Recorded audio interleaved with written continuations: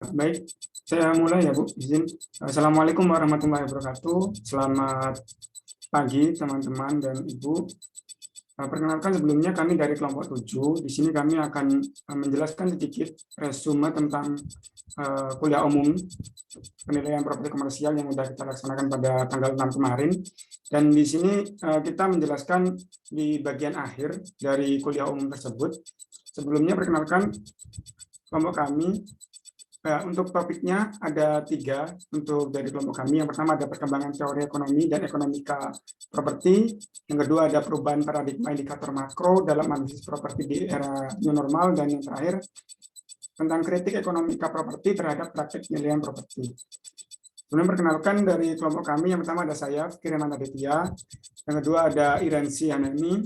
Yang ketiga ada Hilal Farhi. Dan yang keempat ada Wimar Gian Utomo. Sebentar. Ini ada suara yang di lain, ada suara nggak?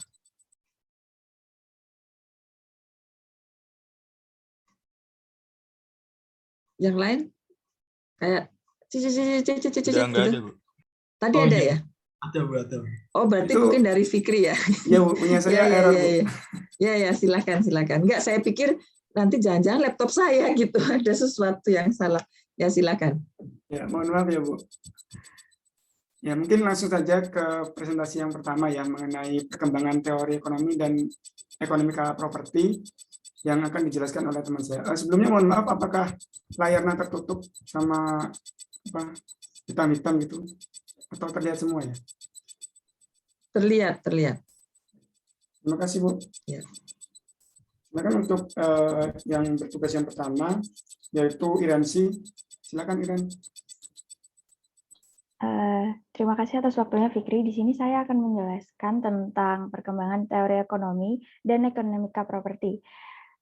Sebelumnya, secara umum, ekonomika properti ini merupakan bagian dari ekonomika yang memusatkan perhatian pada pasar properti. Jadi, perbedaan dari teori ekonomika properti ini yang merupakan aliran ekonomi tidak baku dengan teori ekonomi sebelumnya yang biasa kita kenal, itu gimana sih? Dalam ekonomika properti ini yang merupakan aliran tidak baku jelas dipisahkan antara properti dengan kepemilikan. Jadi pada teori-teori sebelumnya tidak ada pembahasan mengenai kepemilikan dan atribut. Jika dalam teori neoklasik menyatakan bahwa bunga disebabkan oleh adanya kesenjangan pada pasar barang, teori Keynesian menyatakan bahwa bunga ditentukan di pasar uang. Dalam ekonomika properti ini, ketika uang sebagai properti tanpa nama diciptakan dalam kontrak kredit, maka bunga mencerminkan biaya hilangnya hasil tidak secara material atau yang biasa disebut dengan premi properti. Jadi dalam ekonomika properti ini lebih ke pasar kredit. Nah, ekonomika properti dalam aliran non baku ini membedakan antara properti dan kepemilikan, di mana properti didefinisikan sebagai hak tanpa harus memiliki atau dimanfaatkan. Ekonomika properti untuk selanjutnya dijelaskan oleh Fikri. Ya, baik, terima kasih. Jadi pada intinya bahwa ekonomi properti ini dianggap sebagai jawaban atas mungkin problem-problem yang saat ini terjadi. Seperti permasalahan-permasalahan yang terjadi karena shock variabel atau faktor kejutan, di mana faktor-faktor ini adalah kondisi perkembangan yang terjadi di pasar properti saat ini. Namun tentunya dari teori-teori ini masih ada beberapa kritik yang mungkin nanti akan dijelaskan lebih lanjut tentang kritik-kritik tersebut di slide selanjutnya, seperti itu. Baik, untuk selanjutnya dari subbab yang kedua, yaitu mengenai perubahan paradigma indikator makro dalam analisis pasar properti di era new normal yang akan dijelaskan oleh Wimar. Silakan untuk Wimar. Baik, tentang perubahan paradigma indikator makro dalam analisis pasar properti di era new normal. Ketetapan penilai dalam membaca data indikator ekonomi merupakan isu yang penting dalam perkembangan teori ekonomi. Contohnya dalam melihat pertumbuhan ekonomi pada data year on year dalam kondisi yang dipenuhi dengan ketidakpastian akibat dari pandemi seperti yang terjadi saat ini. Menjadi kurang tepat karena fluktuasi perekonomian, dan membandingkan periode data yang terlalu jauh menjadi tidak lagi sama dikarenakan perubahan-perubahan yang terjadi. Dalam kasus ini, data quarter to quarter menjadi lebih objektif dalam menggambarkan fenomena yang sebenarnya dibandingkan data year on year, seperti yang terlihat pada gambar di samping. Ini buat gambar yang di bawah, ada garis biru, itu yang data year on year, terlihat lebih stabil ya, dibandingkan dengan garis yang warna oranye yang terlihat lebih fluktuasi. Intinya dalam bahasan ini, pada nyatanya ada sesuatu yang menyebabkan perubahan-perubahan yang terjadi atau yang disebut shock tadi, yang membuat kita seorang penilai harus memberikan data yang valid dan sesuai dengan kenyataan. Dan data Q2Q ini dianggap dapat memperlihatkan atau merepresentasikan kejadian yang sebenarnya terjadi. Hal ini karena data Q2Q memiliki periode atau range waktu yang lebih pendek, yang mana bisa menunjukkan perubahan yang lebih detail. Sebaliknya, mungkin pada data year on year akan dinilai lebih bias. Dan selanjutnya, silakan Mas Hilal. Di sini saya akan menyampaikan mengenai kritik ekonometrika properti terhadap praktek penilaian properti. Nah, di sini tuh diketahui bahwa ketidakpastian atau shock itu melambangkan sebuah resiko. Nah, dalam konteks ekonomika properti, meningkatnya ketidakpastian artinya itu meningkatnya tingkat resiko. Penilaian yang tidak memperhatikan kondisi atau fenomena pada perkembangan perekonomian yang dipenuhi dengan ketidakpastian atau shock tadi, itu hanya akan menyebabkan bias opini nilai. Jadi dalam penilaian, jika mereka mengabaikan tentang ketidakpastian, misal seperti pandemi sekarang ini, nanti hasil penilaiannya itu bias seperti itu. Nah, beberapa masalah yang dikritik oleh ekonometrika terkait praktek penilaian properti adalah sebagai berikut. Yang pertama, ketidakpastian hanya dianggap mempengaruhi keandalan opini nilai setelah tanggal penilaian saja, bukan pada tanggal penilaian. Artinya merupakan hal aneh apabila ketidakpastian yang terjadi hanya dianggap mempengaruhi tingkat kepercayaan keandalan opini nilai waktu setelah tanggal penilaian saja. Jadi ketidakpastian ini sebenarnya dalam praktek penilaian properti itu tidak terlalu diperhitungkan gitu loh. Makanya dikritik oleh ekonometrika ini. Kemudian yang kedua, penilai masih tidak memperhatikan perubahan atau shock yang terjadi pada tanggal penilaian dengan asumsi bahwa data atau fakta yang didapatkan sudah sesuai dengan apa yang ada di pasar. Selanjutnya,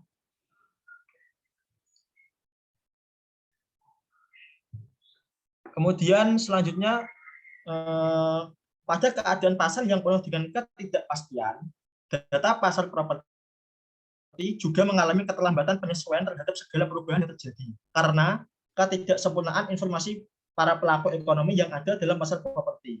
Nah, di sini dituliskan ketidaksempurnaan informasi para pelaku ekonomi itu menyebabkan lambatnya penyesuaian terhadap setiap perubahan. Jadi karena para pelaku ekonomi itu mendapatkan informasi yang tidak sama, itu menyebabkan nanti penyesuaian terhadap perubahan itu menjadi lambat seperti itu.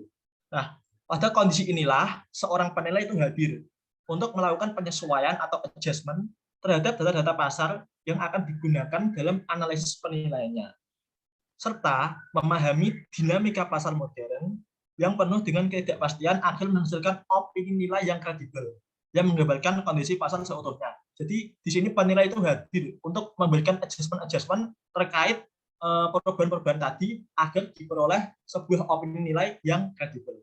Seperti itu.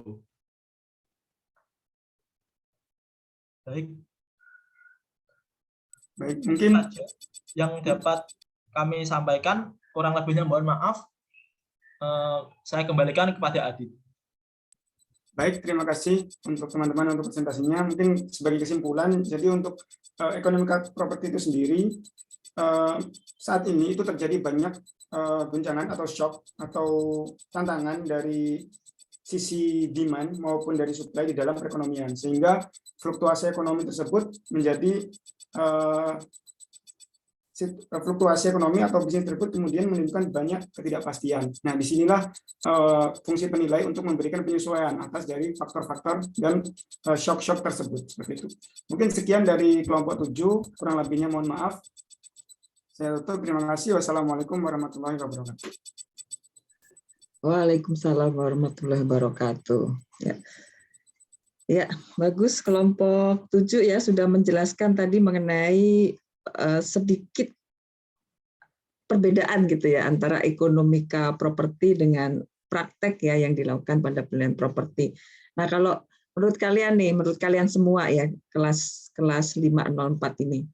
Jadi kalau kita sebagai penilai yang memperoleh fee gitu ya untuk setiap penilaian yang kita lakukan, ya, kita lebih senang kondisi ekonominya bergejolak atau stabil? Lebih senang mana? Menurut saya lebih enak yang stabil. Kalau bergejolak itu banyak penyesuaian gitu loh, Bu. Dan penyesuaiannya itu gimana ya? Tidak bisa diprediksi gitu loh, Bu. Jadi nanti misal hasil opini nilainya itu bisa berubah-ubah tiap waktu karena perubahan itu terus terjadi seperti itu. Berarti siapa sih yang punya kompetensi untuk melakukan adjustment terkait nilai? Ya seharusnya penilai itu. Penilai, sendiri. Ya penilai. Yang punya kompetensi penilai. Kalau orang lain punya kompetensi enggak?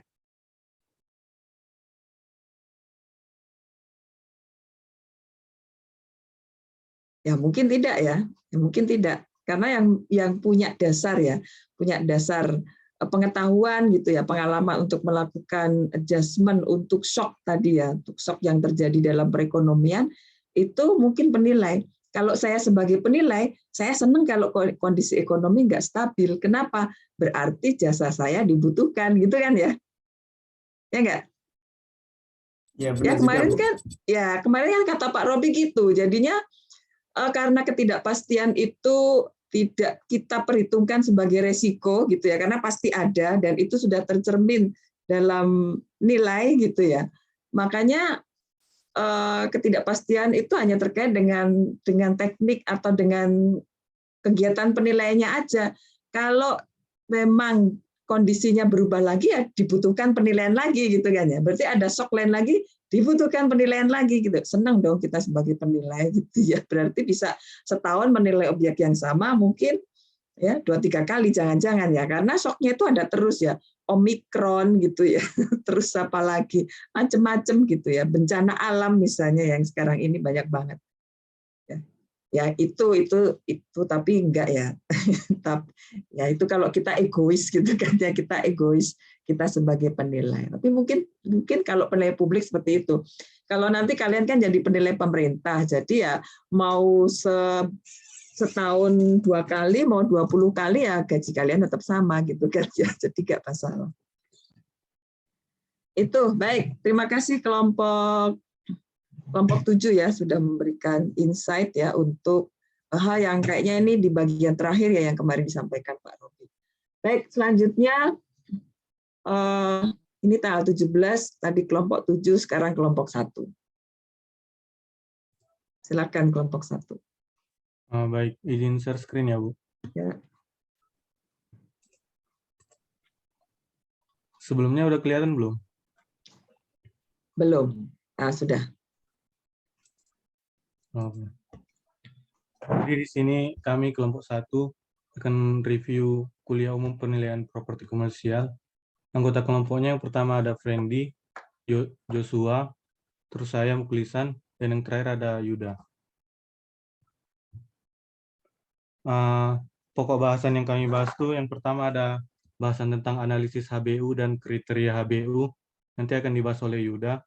Kemudian ada bahasan tentang kenapa analisis HBU beriringan dengan analisis pasar dan di mana letak perbedaannya, dibahas oleh Joshua, dan yang terakhir ada bahasan tentang hierarki pendekatan penilaian, akan dibahas oleh Prendi.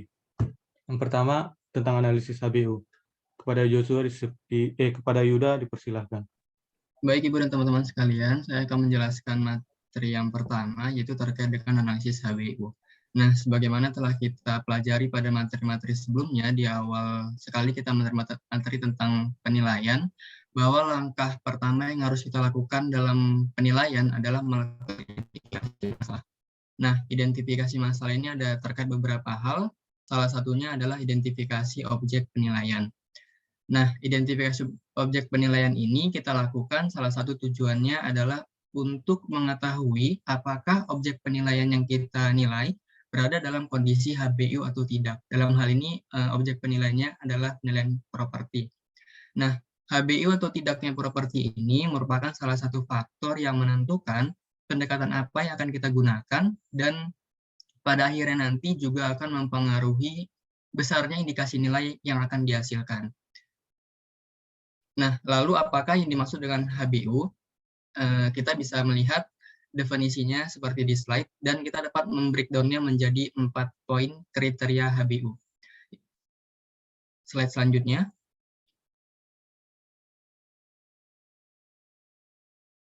Slide selanjutnya. Oke. Yang pertama, kriteria yang pertama yaitu physically possible. Artinya dimungkinkan secara fisik. Nah, ini bisa terkait dengan lokasi, aksesibilitas, bentuk tapak tanah, material bangunan, dan kondisi-kondisi fisik properti lainnya. Kriteria yang kedua yaitu legally permissible, atau diizinkan secara regulasi atau hukum. Nah, ini kita dapat mengacu ke regulasi-regulasi setempat lokasi objek penilaian berada. Bisa terkait rencana tata ruang, zoning, garis sempadan, KDB, KLB, dan lain sebagainya. Kriteria yang ketiga yaitu financially feasible, atau layak secara finansial atau keuangan. Nah, ini bisa kita tentukan berdasarkan berapa sih biaya pengembangan yang harus dikeluarkan untuk mengembangkan properti tersebut, kemudian asal pembiayaannya dari mana, kemudian kita bisa hitung biaya operasionalnya, pendapatan yang bisa kita terima, dan proyeksi arus kas ke depannya. Untuk kriteria yang terakhir yaitu maximally productivity. Nah, di sini bagaimana sih properti yang kita nilai bisa menghasilkan tingkat imbal hasil atau rate of return yang maksimal. Ketika suatu properti yang kita nilai itu memenuhi 4 kriteria HBU ini, maka dapat disimpulkan bahwa properti tersebut sudah berada dalam kondisi yang HBU. Begitu juga sebaliknya. Nah, untuk materi selanjutnya, silahkan Joshua. Baik, terima kasih. Saya akan melanjutkan mengenai mengapa analisis HBU ini dilakukan beriringan dengan analisis pasar properti. Jawabannya adalah karena data yang digunakan ini saling melengkapi. Contohnya seperti hasil analisis fisik dan legal pada analisis HBU, itu juga digunakan dalam analisis produktivitas dalam analisis pasar properti. Selanjutnya, juga di dalam analisis HBU ini dan analisis pasar terdapat analisis finansial. Slide selanjutnya. Kemudian di mana letak perbedaan dari keduanya itu? Yaitu ada pada perspektif dan jangkauan yang digunakan. Di mana pada analisis HBU itu lebih berfokus pada internal objek penilaian sendiri, yaitu bagaimana kondisi aktual dan bagaimana kondisi faktual objek penilaian pada tanggal penilaian tersebut. Kemudian analisis pasar properti lebih berfokus pada eksternal objek penilaian, yaitu bagaimana kondisi pasar properti sekaligus menjawab pertanyaan bagaimana eksistensi dan kemampuan objek penilaian dalam bersaing dengan objek-objek pembanding lainnya yang ada di pasar. Atau dalam mata kuliah analisis pasar properti kita dapat mengenalnya dengan sebutan market ability analysis. Jadi pada dasarnya konsep HBU ini adalah bagaimana kita menempatkan atau memperuntukkan sebuah properti sebagaimana mestinya, yang mana objek penilaian tersebut mampu menghasilkan nilai atau manfaat yang paling tinggi. Selanjutnya pada Mas Prendi.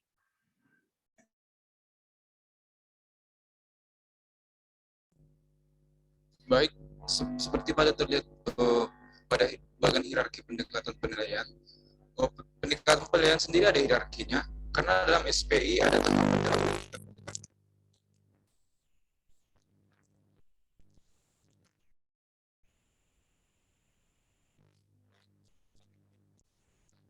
Kok suaranya hilang ya?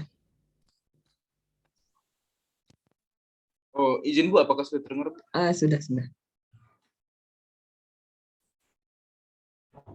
Baik, yang pertama identifikasi masalah. Kita harus menentukan tujuan, identifikasi objek penilaian, dan asumsi yang digunakan.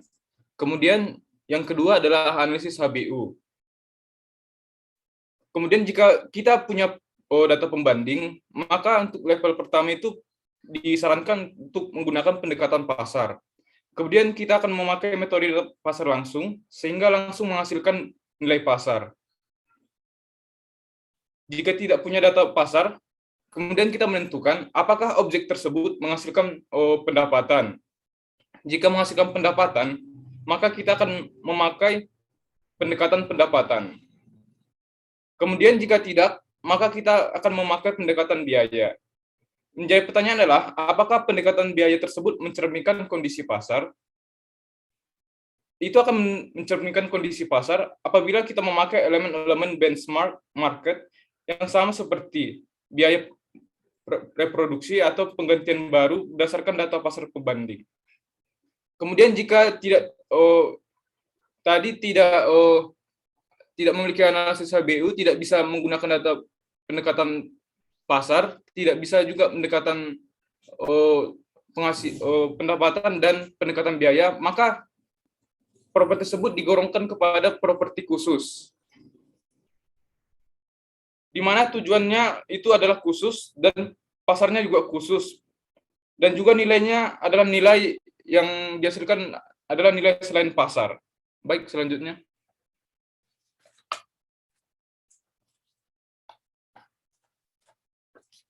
Untuk hierarki pendekatan pasar sendiri, ini bersumber dari KPSPI. Sebagai contoh itu adalah untuk komersial itu dianjurkan atau idealnya itu menggunakan pendekatan pendapatan. Dikarenakan pendekatan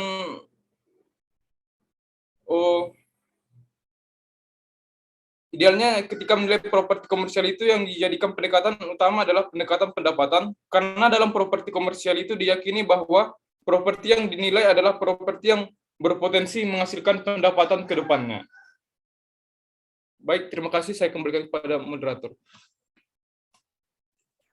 Baik, saya rasa sekian presentasi dari kelompok kami. Kalau bisa saya simpulkan, yang pertama tentang analisis HBU itu ada 4 kriterianya. Yang pertama secara fisik, legal, finansial, dan produktivitinya. Dan yang kedua, kenapa analisis HBU beriringan dengan analisis pasar?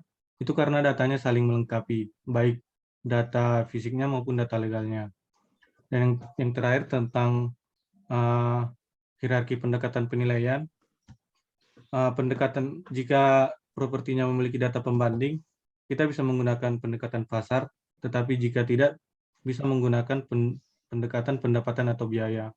Dan jika tidak ketiganya, berarti propertinya termasuk properti khusus.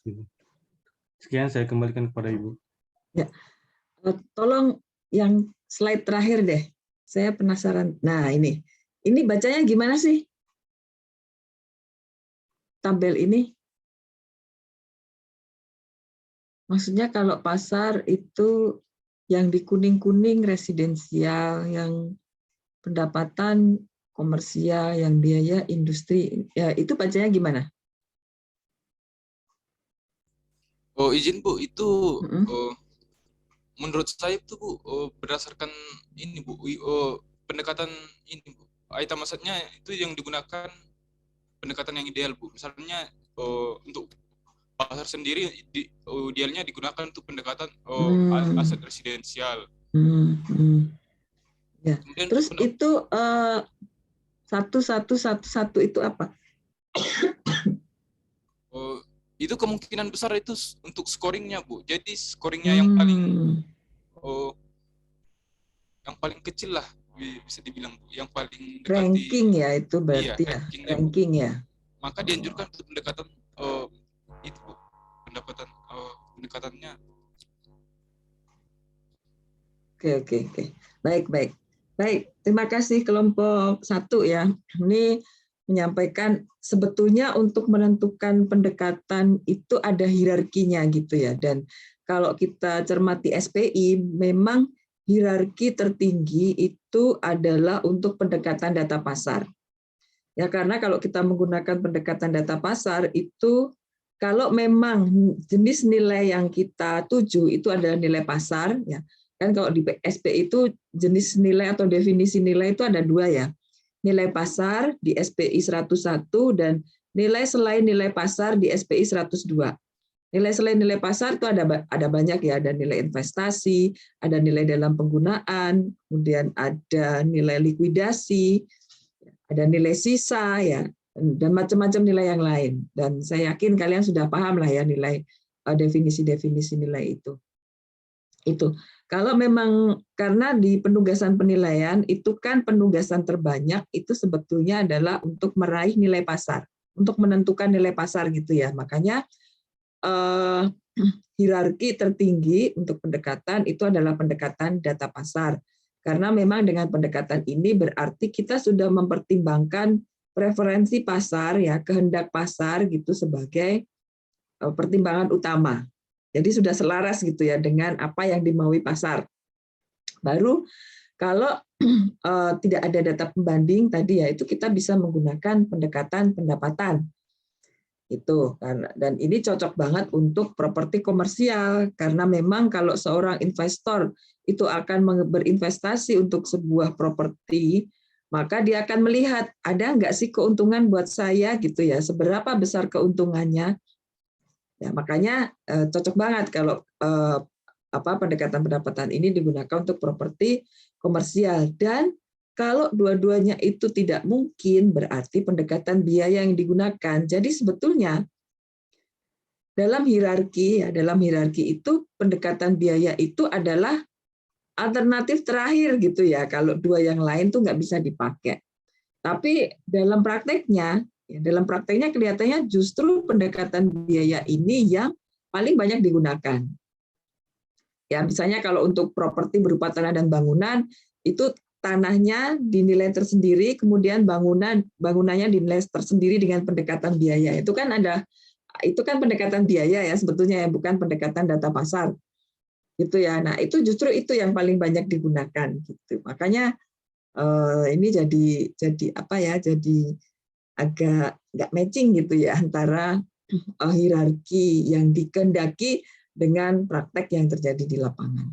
Baik, itu untuk kelompok 1. Terima kasih ya kelompok 1 sudah mengingatkan kita kembali akan pendekatan penilaian dan juga analisis pasar dan analisis ASN based use.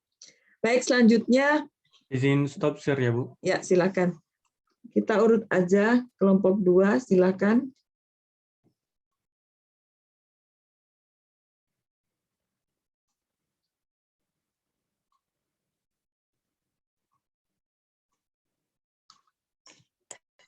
Baik, Ibu izin share screen. Ya, silakan.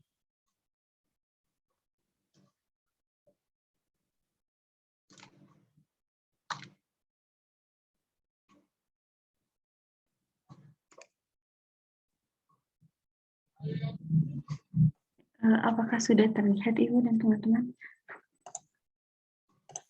Masih jalan kayaknya. Ya, sudah. Baik, Ibu, terima kasih. Ya, Assalamualaikum warahmatullahi wabarakatuh. Selamat pagi Ibu dan teman-teman semua. Ya, kami di sini akan membahas mengenai review kuliah umum mengenai kondisi pasar properti pada awal masa pandemi. Sebelumnya kami dari kelompok 2 yang beranggotakan yang pertama Alfira Rama, nomor absen 2, kemudian Givani Adilah nomor absen 11, saya Raihana Fahira nomor absen 21, dan Sebastian Manuel nomor absen 23. Ya, langsung saja masuk ke materi yang pertama yang akan disampaikan oleh Alfira. Pada Alfira, dipersilakan. Nah, pembahasan yang pertama yaitu tentang kondisi pasar properti pada awal pandemi, yaitu tahun 2020, di mana pandemi COVID-19 ini memengaruhi properti di Indonesia. Tentunya memengaruhi dari menyebabkan dampak negatif, di mana hotel dan apartemen itu pasarnya turun karena berkurangnya mobilitas dari masyarakat, baik untuk bisnis maupun wisata. Selanjutnya perkantoran juga turun karena WFH, yaitu work from home. Terus yang ketiga, mall dan retail berkurang permintaannya dan digantikan oleh e-commerce lain sebagai dampak langsung dari PSBB. Dan untuk pasar properti perumahan itu juga berkurang mengingat pembelian rumah tidak menjadi prioritas utama di masa krisis. Nah, kondisi pasar properti ini bisa dilihat dari grafik selanjutnya. Next slide. Nah, di sini ada pertumbuhan tahunan penjualan rumah di mana pada awal kondisi pandemi tahun 2020 yaitu di triwulan 1.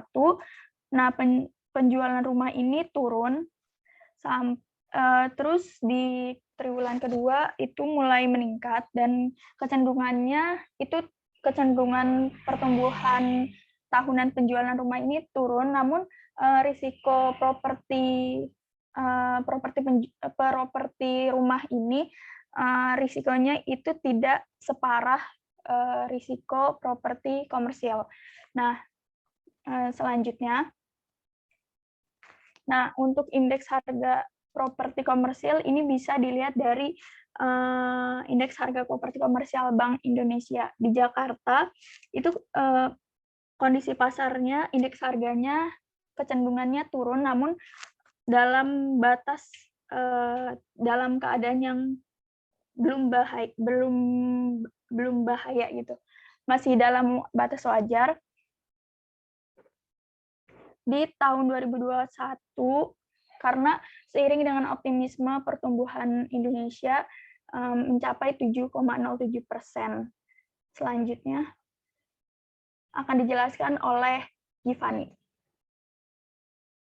Ini adalah in-depth look di tahun 2020, maksudnya adalah lebih menyeluruh terhadap setiap subsektornya.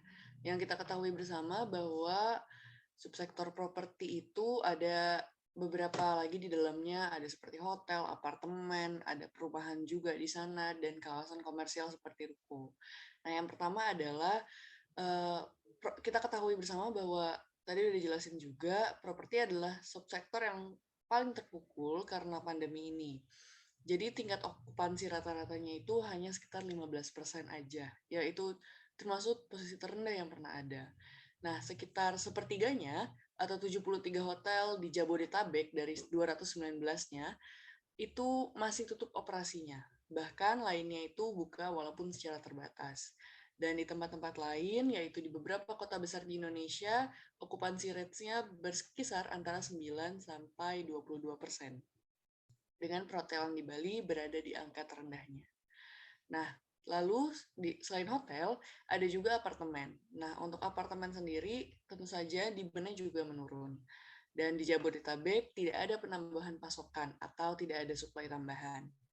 Para pengembang, jadi sekarang itu karena pandemi sedang memasang rem. Dan permintaannya juga atau demand untuk apartemen menurun sekitar 46% secara kuartalan saat memasuki semester kedua di tahun ini. Lalu untuk okupansi untuk pasar perkantoran, di kawasan CBD menurun ke level 72-73% pada akhir September. Itu menurut data dari Cashman dan Anne Wackelford untuk di kuartal 3 2020. Next slide. Lalu tadi juga sudah di-mention bahwa karena PSBB, mall dan retail menjadi lesu dan digantikan oleh e-commerce. Jadi pasar properti komersial seperti mall dan retail ini juga tentu saja terkena pembatasan pengunjungan. Dan juga ada beberapa yang sempat ditutup sementara waktu. Selain pembatasan kunjungan, juga ada pembatasan jam waktu untuk berkunjung para masyarakat. Jadi dampaknya adalah sekitar 30% dari tenants yang masih bertahan, akhirnya membuka operasinya di shopping center di kawasan Jabodetabek setidaknya pada setengah di tahun 2020. Lalu untuk penjualan rumah memang tadi sudah cukup berkurang, namun dampaknya memang tidak sebesar subsektor lainnya seperti hotel atau apartemen. Dan yang terakhir, untuk properti residensial atau hunian, cukup terpukul walaupun dapat dikatakan dampaknya tadi yang sudah di-mention tidak sebesar subsektor lainnya. Dan menurut data Bank Indonesia, penjualan properti residensial pada triwulan 3 2020 masih menurun, tercermin dari penjualan properti residensial yang terkontraksi 30,9% dibandingkan kontraksi pada triwulan sebelumnya, yaitu 25,6%. Nah, penurunan penjualan properti residensial ini dilaporkan terjadi pada seluruh tipe rumah. Dan yang terakhir, kuartal 4 tahun 2021 ini menjadi harapan untuk memulihkan keadaan perekonomian di Indonesia. Selanjutnya akan dijelaskan oleh teman saya. Terima kasih.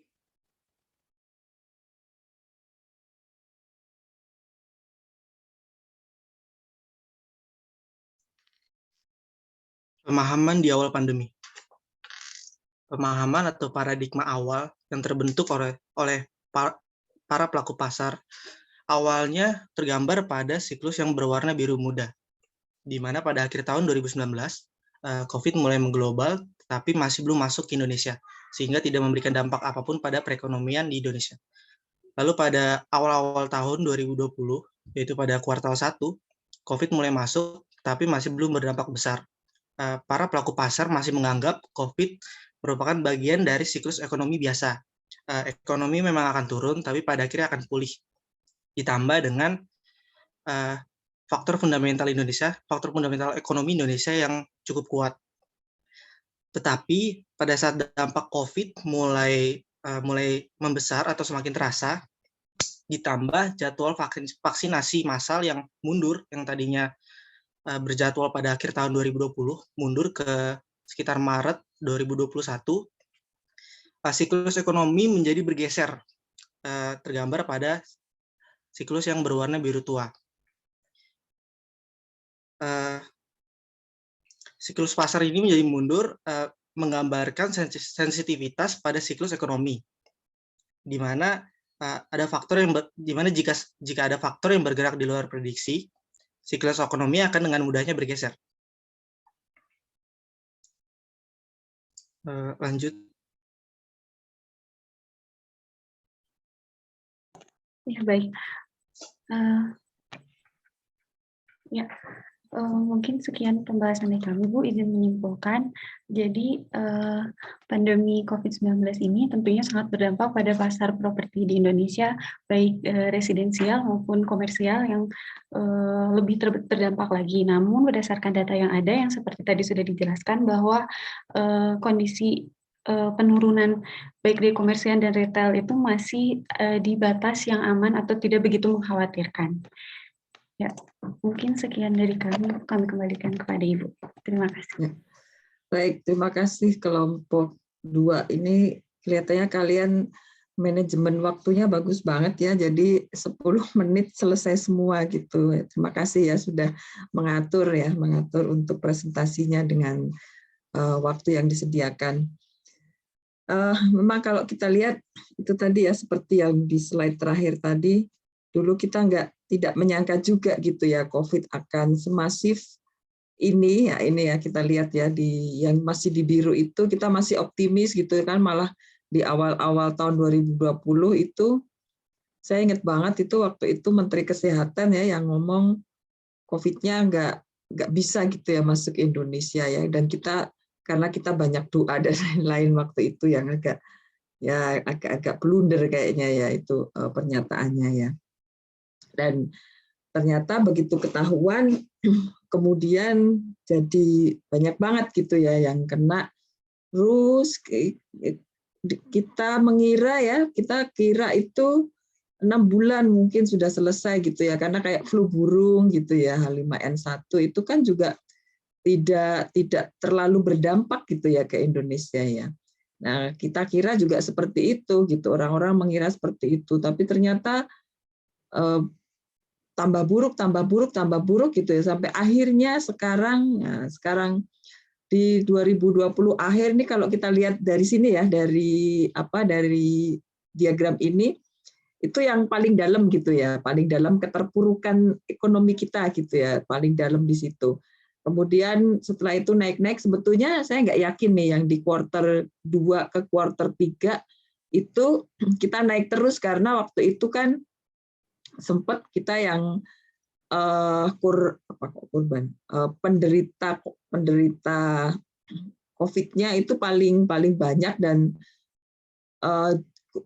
jumlah yang meninggal juga sangat tinggi gitu ya. Kita masih ingat setelah Lebaran ya waktu itu kalau nggak salah ya. Juni, Juli 2021 itu banyak banget yang meninggal ya. Itu saya nggak yakin ini kalau di sini kan masih naik terus gitu ya. Dan kuartal 4, nah ini kayaknya kita udah adem ayem lagi kan ya. Kalian mungkin juga merasakan orang-orang kayaknya udah mulai agak tenang gitu ya. Agak tenang. Kemudian juga kalau kalian perhatikan, kalau saya perhatikan malahnya di luar itu sudah banyak juga yang nggak, di beberapa daerah nggak pakai masker gitu. Saya nggak tahu nih kalau di tempat kalian. Kemarin saya ke daerah Serang, Pandeglang gitu, orang-orang sudah keluar nggak pakai masker. Ya, jadi moga-moga ini momentum untuk kita naik terus ke atas gitu ya, dan perekonomian kita kembali stabil, itu moga-moga bisa terus terjaga seperti di diagram ini, ya, di gambar ini. Ya, moga-moga, dan kalau seperti ini terus berarti nanti mungkin proyeksi untuk pendapatan gitu ya yang diperoleh dari properti komersial bisa mengambil momentum ini juga. Itu moga-moga, karena kalau kemarin kata Pak Robi itu menurut pemerintah kan pertumbuhan kita 7% lebih ya, tadi yang disampaikan kelompok 2 tadi ya, 7,7 kalau nggak salah ya, plus ya. Tapi kok ternyata tidak, dampaknya itu belum begitu dirasakan gitu ya oleh sektor real gitu. Apakah memang setinggi itu pertumbuhan kita, atau itu hanya angka di atas kertas karena banyaknya atau tingginya government spending gitu ya. Nah itu kita yang nggak tahu. Ya, moga-moga ini juga menggambarkan pertumbuhan sektor swasta juga gitu ya, nggak hanya karena adanya belanja pemerintah yang tinggi gitu di masa-masa pandemi. Itu baik, kelompok 2 terima kasih ya. Selanjutnya silakan kelompok 3. Baik, izin share screen. Ya.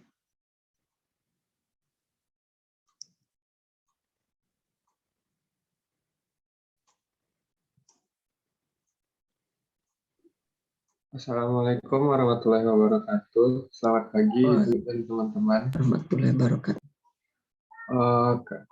Izin kami dari kelompok 3 yang akan pada kesempatan kali ini akan menjelaskan tentang siklus pasar properti, di mana kelompok kami terdiri dari Farul Rozi presensi 8, Mikaela Napa PD presensi 14, Muhammad Nafis presensi 17, dan saya Rifki Fedora Atmaja presensi 22.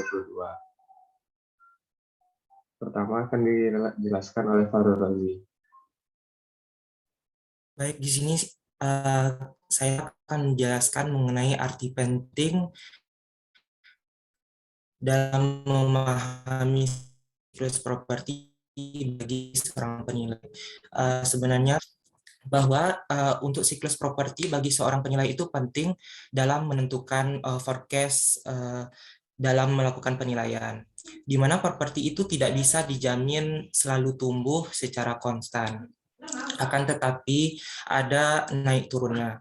Dengan faktor utama dari naik turunnya tersebut adalah adanya kompetitor baru dan tingkat performa dari bangunan. Untuk kompetitor baru itu akan menyebabkan terjadinya penurunan pada permintaan. Dan untuk tingkat performa bangunan, seperti kita ketahui bahwa bangunan dari tahun ke tahun itu mengalami yang namanya penyusutan, apakah itu dari segi fisik, fungsi, dan ekonomi. Contohnya, perubahan dari segi selera masyarakat terhadap bentuk visual dari mall akan mengurangi jumlah dari pengunjung. Oke, selanjutnya.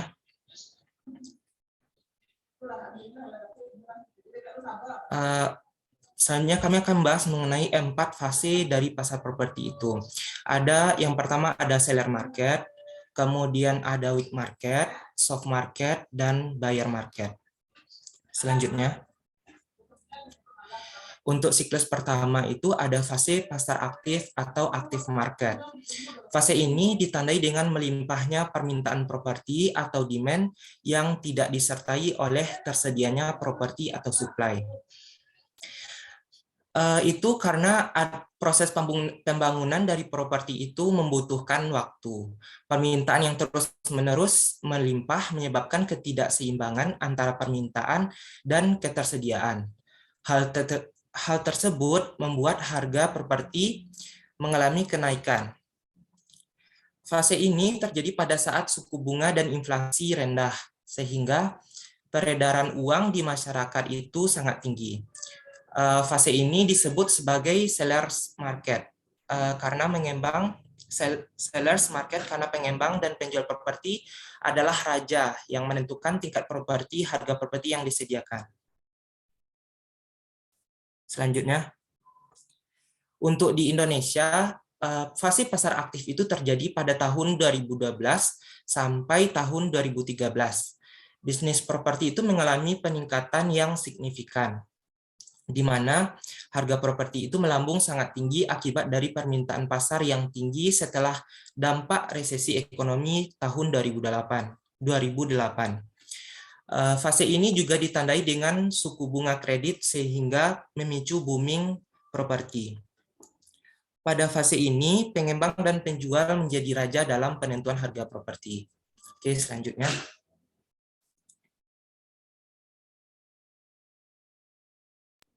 Baik, selanjutnya adalah siklus kedua, yaitu pasar lembut atau soft market. Fase ini ditandai dengan seimbangnya supply dan demand atas properti. Peningkatan permintaan terhadap properti tetap naik seiring dengan peningkatan jumlah properti yang siap dijual, sehingga pasar properti mengalami keseimbangan. Mekanisme harga properti menjadi lebih seimbang karena terjadi persaingan antara pengembang untuk menawarkan propertinya dengan para pembeli properti. Pasar ini disebut juga dengan pasar keseimbangan atau equilibrium market karena kenaikan harga akan mengakibatkan turunnya permintaan dan begitupun sebaliknya, penurunan harga akan mengakibatkan naiknya permintaan.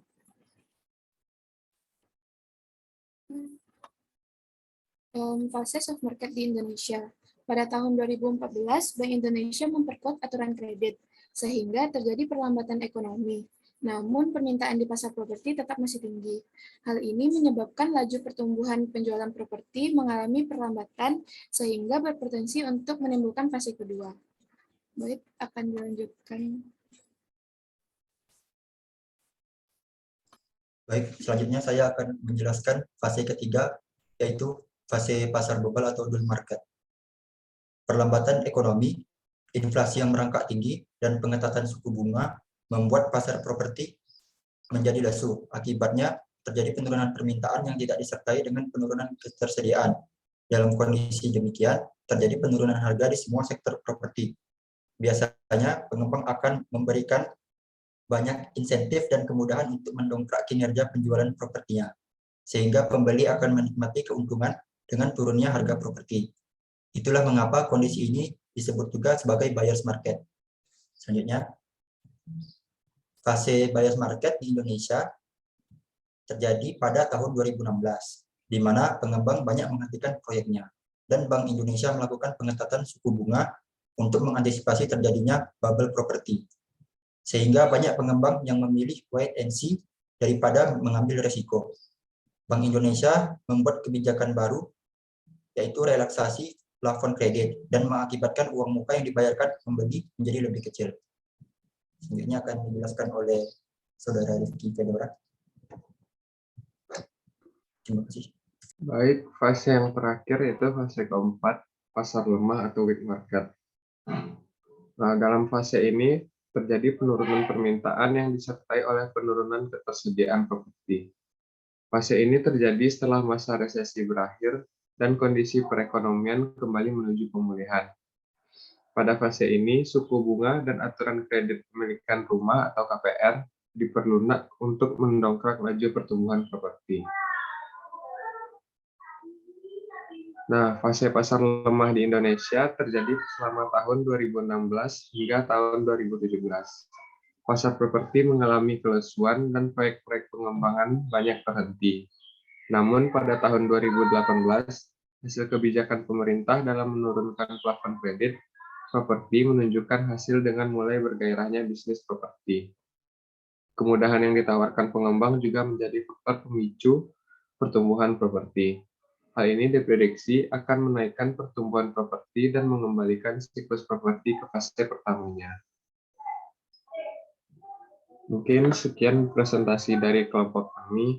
Mungkin akan saya simpulkan dalam siklus properti terdapat 4 fase, yaitu yang pertama fase pasar aktif, yang kedua fase pasar lembut, yang ketiga fase pasar bebal, dan yang terakhir yaitu fase pasar lemah.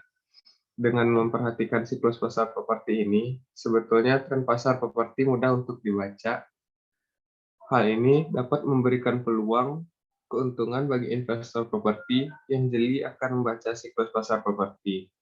Nah, untuk penilai sendiri, siklus pasar properti sangat penting untuk melakukan analisis pasar dalam tahapan penilaian properti. Jika analisisnya kurang tepat atau tidak benar, maka nilai properti kemungkinan besar tidak akan dapat dipertahankan. Mungkin sekian dari kelompok kami. Mohon maaf apabila ada kesalahan. Assalamualaikum warahmatullahi wabarakatuh. Waalaikumsalam warahmatullahi wabarakatuh. Kelompok 3, kalau saya boleh tahu itu dari sumbernya dari mana ya untuk slide ini? Diambil dari beberapa sumber di internet itu, Bu. Oh, jadi bukan dari Pak Robi kemarin ya? Dari Pak Robi juga ada, Bu, yang clock market sama siklus tadi, itunya grafik dari Pak Robi, Bu. Bukan, maksud saya yang tadi pasar, jenis-jenis pasar yang terjadi di Indonesia, misalnya kalau pasar bebal tahun berapa sampai berapa gitu? Ya, itu contohnya ngambil dari internet. Oh, oke. Baik. Baik, terima kasih kelompok 3 ya. Izin stop share, Bu. Ya, silakan.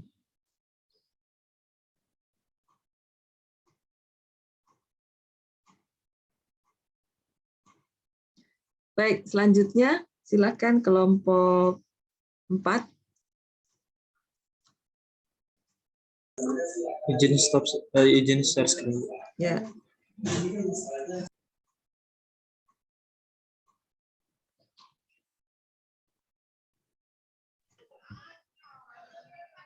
Sebelumnya, Assalamualaikum warahmatullahi wabarakatuh. Waalaikumsalam. Dan teman-teman semua. Perkenalkan, kami dari kelompok keempat akan membahas tentang ketidakpastian dan petunjuk teknis SPI. Adapun anggota kelompok kami adalah slide selanjutnya, Vincent. Nah, yang pertama ada Aula Anadia Elnafis, absen 4, Delilah Aulia Faisal, absen 7, saya sendiri Ubaidillah Fakih, absen 24, dan anggota yang terakhir adalah Vincentius Prawira Sinabutar, absen 25. Untuk penyaji pertama, dipersilakan. Baik, terima kasih atas kesempatannya.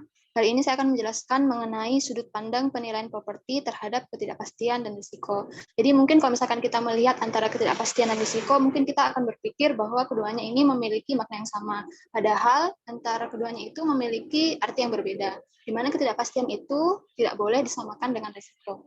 Risiko digambarkan sebagai cerminan atau paparan bahwa pemilik aset memiliki potensi keuntungan atau kerugian di masa depan. Kalau misalkan kita lihat dari pengertian ini, kita bisa tahu bahwa risiko itu memiliki dua kemungkinan, yaitu keuntungan atau kerugian. Nah, dari mana sih kita memperoleh kesimpulan dari keuntungan atau kerugian itu? Yaitu dari identifikasi. Sehingga risiko itu bisa kita artikan sebagai hasil dari identifikasi untuk menentukan kerugian atas suatu pengambilan keputusan. Yang selanjutnya adalah ketidakpastian. Ketidakpastian adalah ketidakpastian yang muncul dalam proses memperkirakan nilai. Ketidakpastian di sini maksudnya adalah segala sesuatu yang tidak diketahui atas hasil usaha pada saat pengambilan keputusan. Bisa juga diartikan sebagai ketidaksempurnaan informasi yang dimiliki sebagai bahan masukan. Next. Nah, adapun faktor yang mempengaruhi resiko itu bisa dari aset itu sendiri ataupun dari kondisi pasar. Mungkin beberapa di antaranya yaitu 1, pengurangan harga pasar setelah tanggal akuisisi untuk aset berwujud. Yang kedua, penurunan proyek pendapatan masa depan dari sekuritas. Ketiga, kehilangan likuiditas dibanding aset lainnya. Keempat, biaya pemeliharaan aset lebih tinggi dari saat ini. Sedangkan ketidakpastian itu disebabkan oleh 3 hal. Yang pertama adalah gangguan pasar.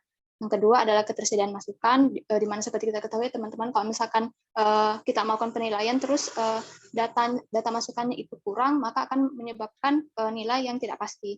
Yang ketiga itu adalah pemilihan metode atau model, di mana dalam suatu penilaian itu memungkinkan kita untuk bisa memilih lebih dari 2 metode, di mana dari metode-metode ini memberikan hasil yang kemungkinannya berbeda, sehingga dari proses penilaian itu sendiri sudah muncul sesuatu yang namanya ketidakpastian. Mungkin itu dari saya, selanjutnya akan dilanjutkan oleh Aula. Terima kasih. Selanjutnya, setelah membahas kepastian dan perbedaannya dengan risiko, selanjutnya kita akan membahas bagaimana sih dalam praktek penilaian, penilai ini menyikapi ketidakpastian. Dalam menghadapi ketidakpastian, pada penilaian properti terdapat prinsip kuantifikasi atau pengukuran ketidakpastian dengan menggunakan analisis sensitivitas yang dapat diterapkan pada aset. Analisis sensitivitas ini akan menilai jumlah risiko yang terlibat.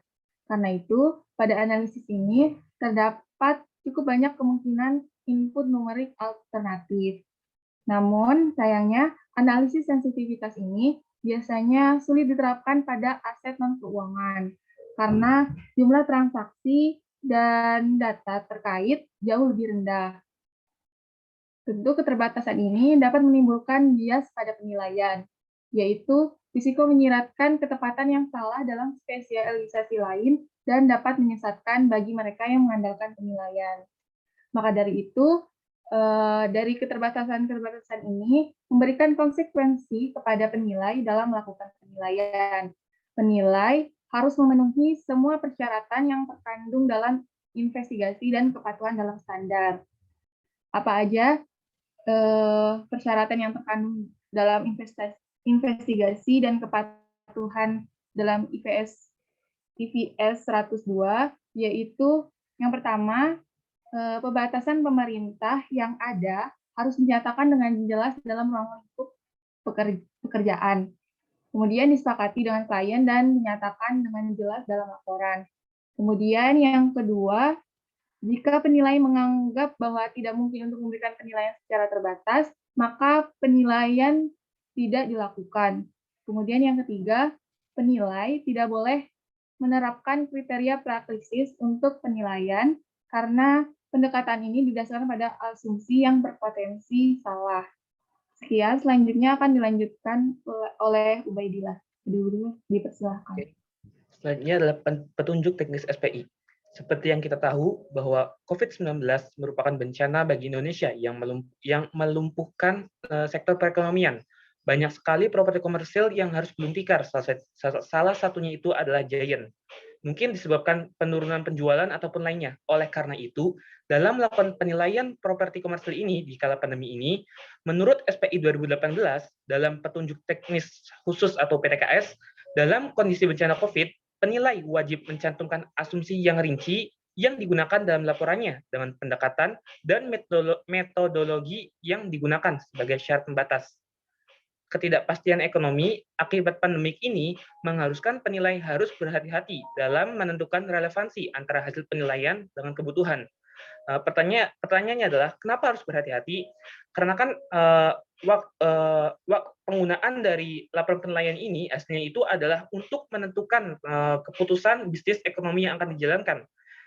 Karena kita melakukan penilaian tanggal sekarang, otomatis nilai yang dihasilkan itu mencerminkan risiko yang terjadi sekarang. Sehingga jika kita digunakan untuk masa depan, maka akan dikhawatirkan akan ada perbedaan data, informasi, asumsi, analisis, ataupun resiko. Slide selanjutnya akan dibahas oleh Vincent.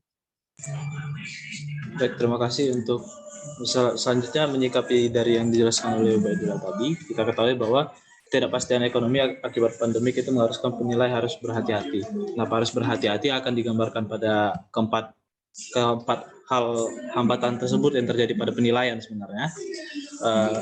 Pertama itu pada bagian investigasi, yaitu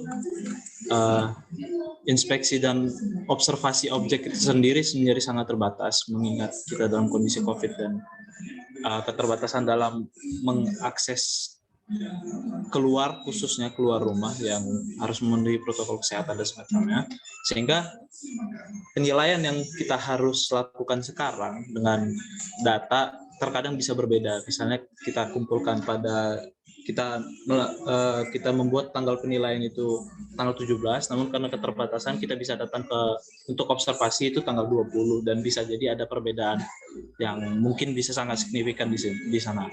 Terus yang kedua, terdapat data. Data ini hasil dari investigasi tadi, bisa jadi data yang dikumpulkan itu terbatas, dan bisa jadi data yang selama ini dikumpulkan itu tidak update, jadi membuat penilaian menjadi rancu atau bias. Selanjutnya yang ketiga yaitu analisis perhitungan. Analisis perhitungan ini terdapat hambatan, yaitu sulit menentukan apakah analisis ini dapat dilakukan secara konvensional, yang dalam artinya bisa dilakukan seperti penilaian-penilaian sebelumnya, dan atau apakah perlu dasar asumsi khusus mengingat kita dalam kondisi COVID dan semacamnya. Yang terakhir yaitu opini nilai. Opini nilai yang diberikan itu harus diberikan secara hati-hati dan perlu diyakini serta diberi batasan. Maksudnya batasan di sini apa? Karena kondisi COVID ini sendiri bisa jadi satu objek itu, misalnya objek retail di satu tempat dan tempat lainnya itu berbeda pasarnya karena kondisi COVID, sehingga perbedaan supply and demand di berbagai tempat, sehingga tidak bisa disamakan antara pasar satu dengan pasar lainnya. Oke, sekian dari presentasi kami. Saya akan kembalikan ke Ubaidillah. Jadi kesimpulan dari presentasi kali ini adalah sebenarnya dalam praktek penilaian pada masa pandemi ini, bisa di-mute dulu. Silahkan Ubay. Jadi kesimpulan dalam presentasi kali ini adalah dalam praktek penilaian properti komersial pada masa pandemi ini memiliki kemungkinan besar untuk menghadapi ketidakpastian. Nah, dalam menyikapi ketidakpastian ini dibutuhkan yang pertama, pembatasan perintah yang dituangkan dalam ruang lingkup pekerjaan. Jika penilaian tidak dimungkinkan dilakukan, penilai hendaknya menolak melakukan penilaian. Penilai tidak boleh menerapkan kriteria prakrisis. Sedangkan dalam SPI sendiri mengatur bahwa penilai harus mencantumkan asumsi, metodologi, dan syarat pembatas. Sedangkan hambatan yang terjadi dalam melakukan penilaian adalah investigasi, analisis perhitungan, ketersediaan data, dan opini. Mungkin kurang dan lebihnya mohon maaf, presentasi dari kelompok kami sekian dulu. Terima kasih. Baik, terima kasih kelompok 2. Ya, jadi kalau tadi disebutkan resiko itu tidak sama dengan ketidakpastian. Sebetulnya ketidakpastian yang dimaksud dalam pernyataan tersebut adalah ketidakpastian penilaian. Jadi ketidakpastian yang terkait dengan prosedur-prosedur yang dilakukan gitu ya, atau dilaksanakan, termasuk asumsi dan analisis gitu yang dilakukan dalam penilaian sampai kita mendapatkan estimasi nilai gitu ya. Kalau kalian ingat alur dari proses penilaian itu ya terbagi menjadi 3. Yang pertama lingkup penugasan, yang kedua implementasi, dan yang ketiga adalah penyusunan laporan. Nah, sebetulnya ketidakpastian yang di sini adalah terkait dengan ketidakpastian dalam proses kegiatan penilaian itu sendiri. Tapi kalau kita ingat ya resiko itu memang dekat dengan ketidakpastian karena resiko itu muncul kan karena ketidakpastian kan ya. Resiko itu kan kemungkinan bahwa hasil yang kita peroleh itu tidak sesuai dengan yang kita harapkan. Itu resiko. Ya, sementara kenapa resiko itu bisa muncul ya? Salah satu di antaranya karena ketidakpastian ya, karena kita ketika membicarakan penilaian ini kan apalagi dengan pendekatan pendapatan itu kan kita membicarakan potensi pendapatan yang bisa diperoleh suatu properti di masa depan. Ya, sementara kan kita nggak tahu masa depan itu seperti apa. Ya, itu makanya muncul resiko ya, dan resiko ini diantaranya dan mungkin yang dominan malahnya ya muncul karena adanya ketidakpastian itu. Ya. Nah, sementara ketidakpastian yang dimaksud di dalam pernyataan ini adalah ketidakpastian penilaian. Makanya dalam masa COVID seperti ini gitu ya, itu penilaian harus dilakukan dengan hati-hati ya sehingga ketidakpastiannya bisa diminimalisir. Ya, itu dari kelompok 4. Ya, silahkan selanjutnya kelompok 5. Izin stop share. Ya, silahkan. Izin untuk share screen, Bu. Ya.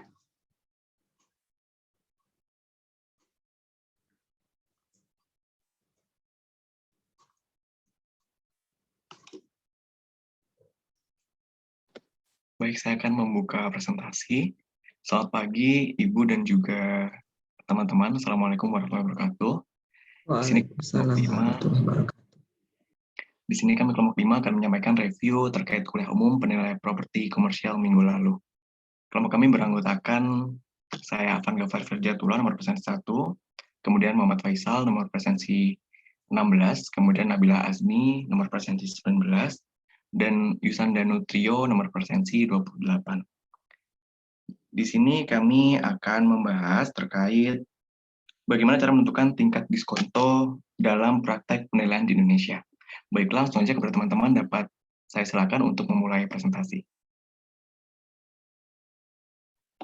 Baik, dalam SPI edisi 7 2018 terdapat beberapa metode umum yang digunakan dalam menentukan tingkat diskonto. Namun, kelompok kami hanya fokus membahas metode yang sering digunakan dalam penilai dalam menentukan diskon rate, yakni CAPM, WACC, IRR, Summation Method, dan Band of Investment. Next. Yang pertama adalah metode CAPM. Nah, metode CAPM ini digunakan dalam menentukan biaya ekuitas yang menunjukkan required rate of return oleh investor. Nah, sesuai yang kita pelajari sebelum UTS, bahwa rumus untuk mencari biaya ekuitas yang didapat dari CAPM adalah risk free ditambah beta dikali market risk premium. Nah, risk free di sini merupakan return yang diperoleh dari Sun, sedangkan beta merupakan risiko sistematik, dan RPM yakni market risk premium yang dihitung dengan mengurangkan return pasar dengan tingkat bunga bebas risiko. Nah, yang menjadi isu di sini adalah penentuan beta atau risiko sistematik. Nah, seharusnya kita tahu bahwa setiap daerah itu memiliki risiko properti yang berbeda-beda karena dipengaruhi oleh faktor lokasi. Nah, karena keterbatasan data, kita hanya bisa menggunakan risiko properti dalam skala nasional yang biasanya kita bisa dapetin dari webnya Damodaran gitu. Selanjutnya juga dalam perkembangannya terdapat teori baru yakni ICAPM, di mana ternyata risiko itu tidak hanya dipengaruhi oleh satu saja, jadi ada lebih dari satu risiko yang perlu dipertimbangkan dalam mencari diskon rate tersebut. Nah, selain itu juga terdapat perubahan dalam rumus CAPM. Nah, pembahasan terkait perubahan ini akan dijelaskan oleh kelompok berikutnya. Sekian dari saya, mungkin bisa dilanjut oleh teman yang lain. Terima kasih. Selanjutnya adalah WACC atau Weighted Average Cost of Capital. Pengertian dari WACC adalah tingkat pengembalian rata-rata yang harus perusahaan sediakan kepada pemasok modal agar mau mengkontribusikan uangnya ke perusahaan. Modal ini terdiri dari ekuitas dan utang. Masing-masing memiliki biayanya. Dan karena perusahaan tidak menggunakan proporsi yang setara atau 50-50, maka mereka harus membobotinya berdasarkan tingkat kepentingan terhadap struktur modal perusahaan.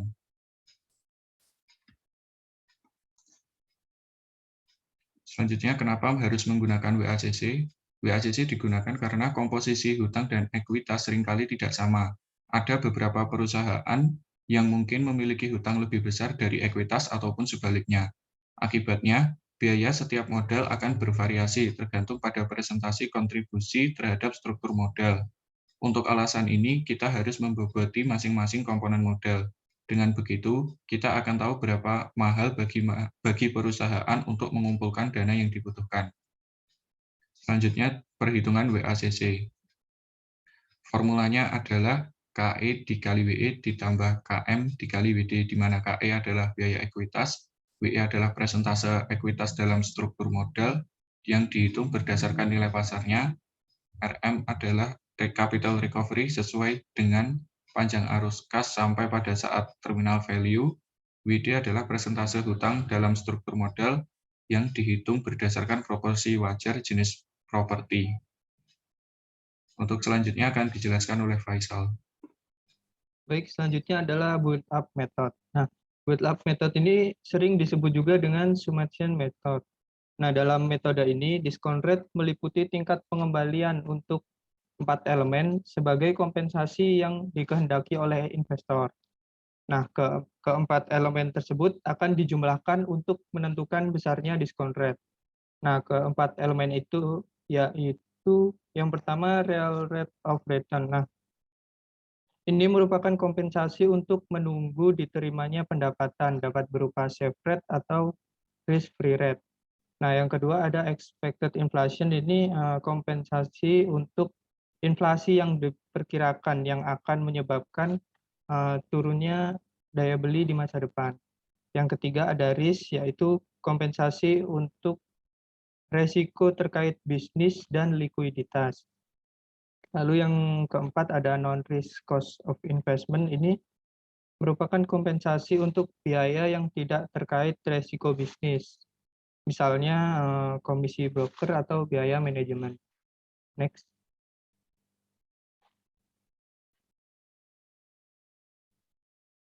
Selanjutnya ada band of investment.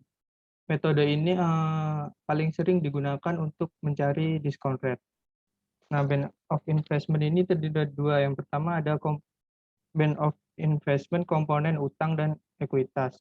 Nah, karena properti biasanya dibeli dengan dua komponen investasi, yaitu modal sendiri dan modal pinjaman, maka band of investment ini menggambarkan tingkat pengembalian dari kedua jenis investasi tersebut dalam pasar. Nah, dalam sisi pemberi pinjaman, biasanya menentukan besaran resiko atas pinjaman yang diberikan dalam menentukan jangka waktu pengembalian atas investasinya untuk menentukan besaran dana dan jangka waktu untuk pinjamannya. Nah, untuk perhitungannya hampir sama dengan WACC yang dijelaskan oleh Rio, yaitu di mana discount rate sama dengan persentase pinjaman dikali cost of debt ditambah persentase ekuitas dikali cost of equity. Selanjutnya adalah band of investment yang komponennya tanah dan bangunan. Nah, karena properti biasanya terdiri dari beberapa investasi properti, contohnya hotel terdiri dari investasi tanah, bangunan, mesin dan peralatannya, perabot dan peralatannya, maka masing-masing tipe investasi dapat memberikan resiko investasi yang berbeda-beda. Next. Baik, untuk yang selanjutnya adalah metode internal rate of return atau IRR. Jadi IRR atau tingkat pengembalian internal ini merupakan tingkat diskonto atau tingkat bunga yang dapat menjadikan NPV sama dengan 0. Karena PV harus kas pada tingkat diskonto atau tingkat bunga tersebut sama dengan investasi awalnya. Jadi metode ini memperhitungkan nilai waktu uang. Jadi arus kas didiskontokan atas dasar tingkat diskonto atau tingkat bunga. Selanjutnya, untuk langkah-langkah menghitung IRR sendiri ada yang pertama kita harus menghitung PV arus kas yang dihasilkan usulan proyek investasi dengan menggunakan tingkat diskonto yang dipilih mendekati tingkat pengembalian yang disyaratkan. Jadi misalkan yang disyaratkan adalah 15%, jadi kita bisa mencoba di antara 15, bisa 13, 14, atau mungkin melebihi yaitu 16. Jadi setelah itu kita bandingkan hasil perhitungan langkah 1 yang kita pilih tadi dengan IO. IO itu adalah investasi awalnya. Jika hasilnya negatif, kita mencoba dengan yang lebih rendah sampai mendekati. Nah, tapi kemudian jika hasilnya positif, kita juga bisa mencoba lagi dengan suku bunga yang lebih tinggi sampai kita mendapatkan tingkat diskonto yang paling mendekati dengan investasi awalnya. Kemudian yang ketiga, lanjutkan langkah kedua tadi sampai PV-nya mendekati tadi IO-nya ya, mendekati investasi awal.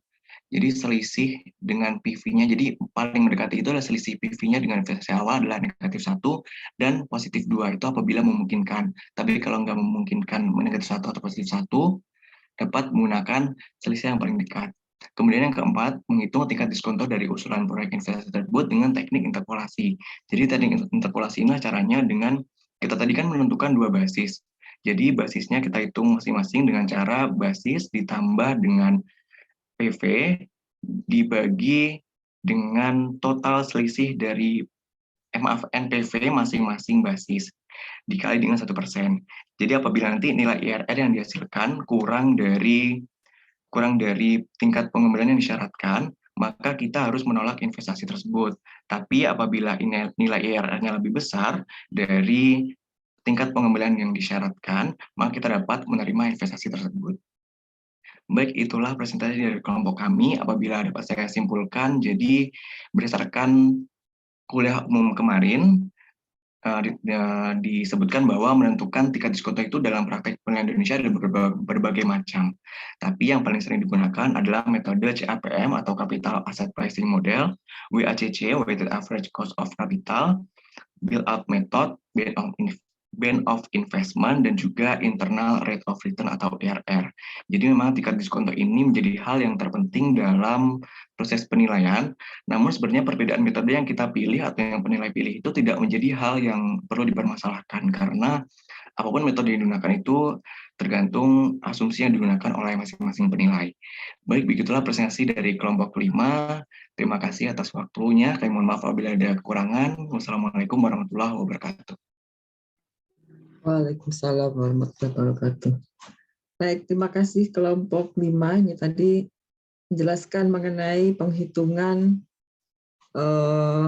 discount rate ya, yang menggunakan proksi dari biaya modal gitu ya. Nah, dari sini nanti juga kalian bisa memahami perbedaan antara nilai pasar dengan nilai investasi. Kalau kita lihat dari discount rate-nya. Apa perbedaannya? Kalau kita menggunakan metode WACC misalnya, atau Band of Investment, apa perbedaan nilai pasar dengan nilai investasi?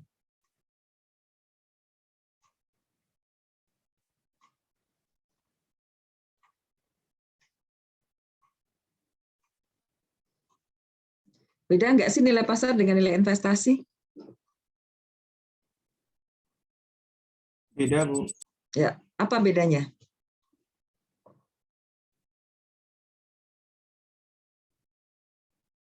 Mungkin jika nilai investasi itu imbal hasil yang diharapkan gitu, Bu, jika dilakukan investasi gitu.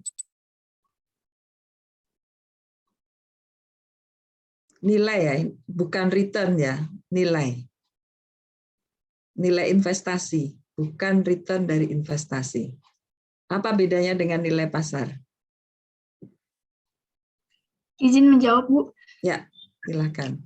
Jadi kalau nilai pasar tuh memenuhi syarat yang itu loh, Bu, yang pembeli bersedia membeli, penjual bersedia menjual, terus dalam kondisi yang tidak terpaksa.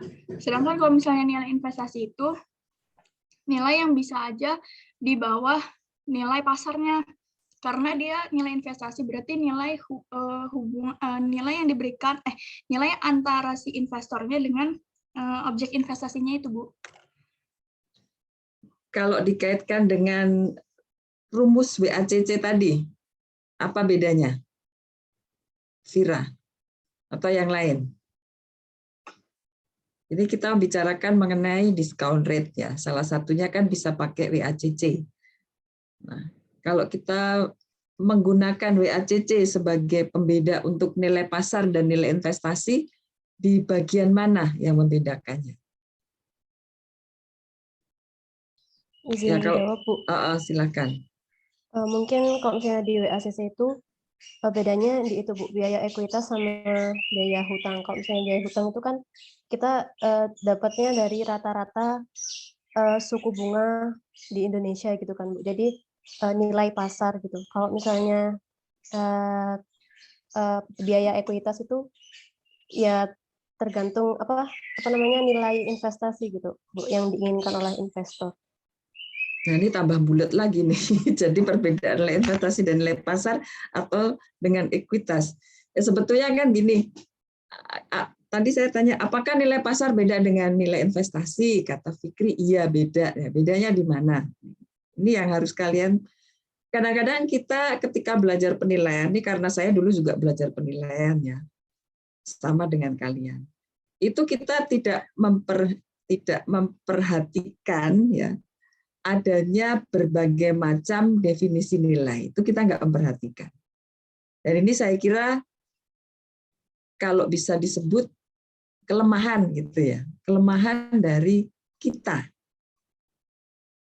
Karena saya juga sama seperti kalian, saya lulusan, kalau dulu namanya program diploma keuangan gitu ya, kalau sekarang kan semua namanya PKN STAN. Ya, sama, saya tidak memahami gitu ya, tidak memahami perbedaan berbagai macam nilai yang disebutkan di standar penilaian Indonesia. Taunya kalau saya disuruh nilai ya seperti itu caranya gitu ya. Padahal untuk seperti kemarin yang disampaikan Pak Robi juga ya, kalau kita menilai untuk kepentingan agunan misalnya ya, dengan ketika kita menilai untuk kepentingan jual beli itu mungkin beda gitu. Objeknya bisa jadi juga beda objek yang dinilai, walaupun sama gitu ya sebetulnya. Objeknya sama gitu ya. Tapi mungkin ketika kita menilai untuk kepentingan yang berbeda, yang kita nilai itu bisa jadi beda. Itu yang kadang tidak kita perhatikan. Termasuk juga definisi nilai tadi. Apa beda nilai pasar dengan nilai investasi? Kalau nilai pasar itu kita tidak melihat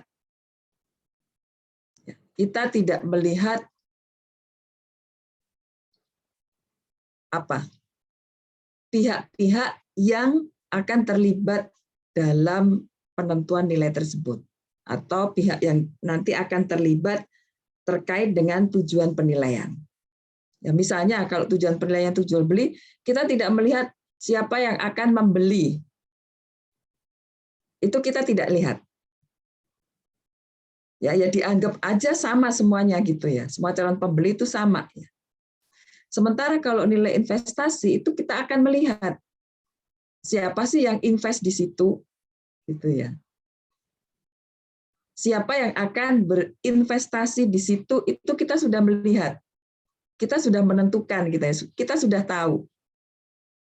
Ya sehingga nanti variabel-variabel yang akan terkait dengan penentuan nilainya pun bisa jadi beda.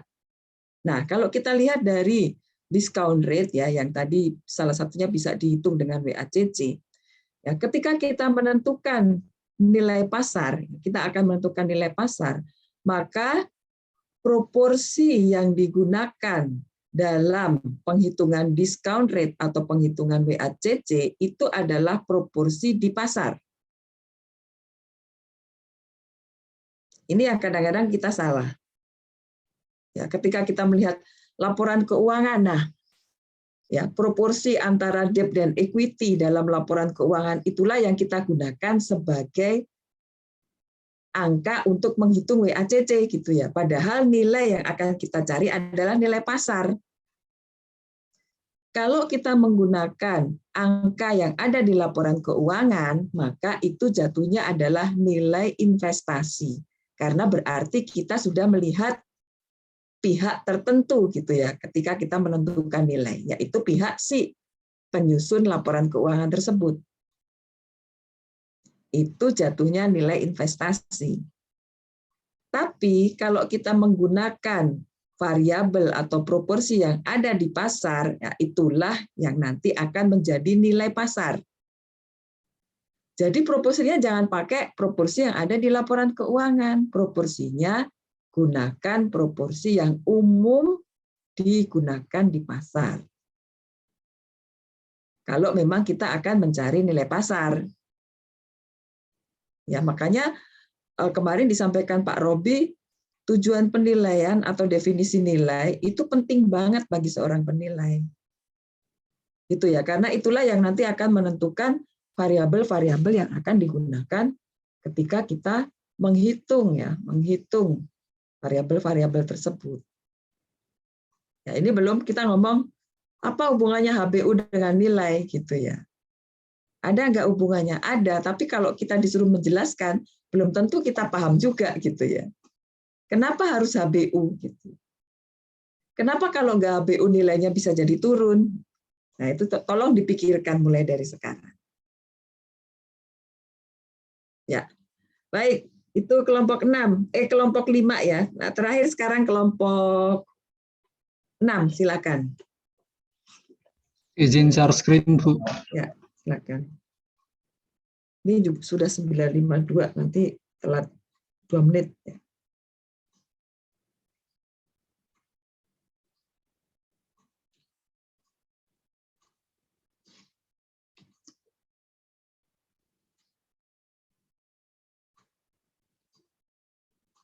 Mohon maaf, apakah sudah terlihat Ibu dan teman-teman?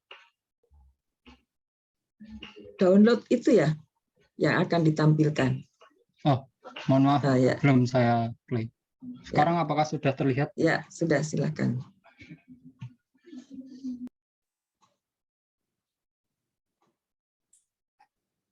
Baik, Assalamualaikum warahmatullahi wabarakatuh. Selamat pagi, Bu. Waalaikumsalam warahmatullahi wabarakatuh. Selamat pagi, Bu Nur dan teman-teman Kasimak 04. Perkenalkan kami dari kelompok 6 yang beranggotakan Anissa Sekar, Arifia Barokah, Bimo Adi Nugroho, dan saya Nur Syafrika Dinda akan mempresentasikan mengenai resum kuliah umum mata kuliah penilaian properti komersial dan telah dilaksanakan kemarin dengan topik bahasan mengenai kritik terhadap diskonto properti, perkembangan teori risiko ekuitas, dan update model perhitungan risiko dalam penilaian properti. Untuk yang pertama, silakan Sekar untuk memulai pembahasan. Baik, saya akan membahas mengenai kritik terhadap diskonto. Beberapa sumber dana yang kita kenal adalah yang pertama, modal pemilik perusahaan yang disetorkan secara tunai, modal yang diperoleh dari penerbitan saham di pasar modal, modal yang diperoleh oleh perusahaan karena penerbitan obligasi di pasar modal, kredit yang diterima dari bank, sewa guna dari lembaga non-bank, benchmark, resiko pada pasar uang atau saham. Seiring berkembangnya zaman, diskonto properti itu mulai dikritisi pada keterbatasan referensi tentang indikator risiko dalam pasar properti. Misalnya, tidak adanya besaran beta properti berdasarkan lokasi atau letak objek penilaian. Sebagai contoh, misalnya beta properti di Depok dan Sudirman Tamrin itu seharusnya ada perbedaan. Tetapi kita tidak dapat membedakannya karena data tidak dapat membedakan. Data yang tersedia di pasar itu hanya beta properti secara nasional. Kalaupun bisa dihitung, membutuhkan waktu yang lama, dan belum lagi apakah data-data yang diperlukan untuk perhitungan itu tersedia atau tidak. Terus kalau harus meng-create data sendiri, biayanya berapa untuk surveinya. Hal seperti ini yang selalu diperkirakan oleh para penilai.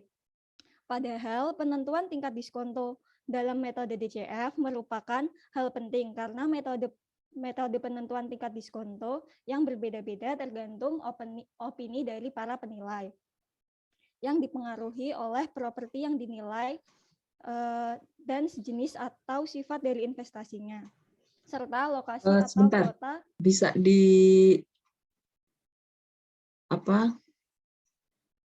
slideshow?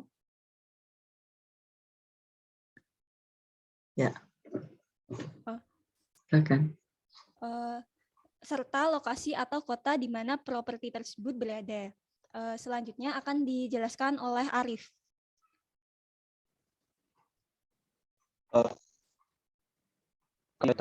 Dari sisi teori juga mulai mengalami perkembangan. Dari yang awalnya CAPM biasa menjadi ICAPM, di mana mulai disadari bahwa return saham dipengaruhi oleh risiko sistematik yang lebih dari satu faktor. Jadi mulai lebih aware bahwa risiko banyak faktor yang mempengaruhi, tidak hanya satu. Saham di sini banyak dianalisis karena datanya mudah didapat dan pasarnya paling terrekod jelas. Kemudian dinyatakan bahwa default spread dan term spread obligasi. Jadi ditambah lagi variabel CAPM dalam perhitungan biaya ekuitas. Jika disebutkan penurunan timeline waktu, berikut teori risiko ekuitas berkembang. Pada 1973, Merton mulai membutuhkan teori ICAPM atau Internet Quora Capital Asset Pricing Model. Lalu di tahun 1976, Ross menyatakan saham dipengaruhi oleh risiko sistematik yang lebih. pada tahun 1977, BASU menemukan bahwa ketika saham diurutkan berdasarkan earning price ratio atau E per P, return pada saham dengan E per P tinggi ternyata lebih tinggi dibandingkan prediksi CAPM. Pada tahun 1981, Barnes menemukan bahwa ketika saham diurutkan berdasarkan market equity, return rata-rata saham ukuran kecil lebih tinggi dibandingkan prediksi CAPM. Pada tahun 1988, Bandari menemukan bahwa debt equity ratio dapat membantu menjelaskan rata-rata return saham. Selain itu, leverage yang tinggi berasosiasi dengan return yang terlalu tinggi relatif dengan beta pasar. Lalu selanjutnya akan dijelaskan oleh Bimo. Ya, terima kasih atas waktunya. Saya akan melanjutkan tentang perkembangan teori risiko ekuitas. Nah, berbagai ahli mempunyai pendapatnya masing-masing. Pada tahun 1989, Fama dan Franz menyatakan bahwa default spread dan term spread obligasi dapat menjadi variabel yang mewakili kondisi bisnis. Dikatakan dapat mewakili kondisi bisnis dikarenakan mempunyai nilai tinggi saat periode depresi ketika bisnis berkondisi lemah dan nilai rendah ketika ekonomi berkondisi kuat. Lalu selanjutnya, Chan et al. Pada tahun 1991 menemukan bahwa book to market equity ratio juga mempunyai peranan kuat dalam menjelaskan rata-rata return cross section pada saham Jepang.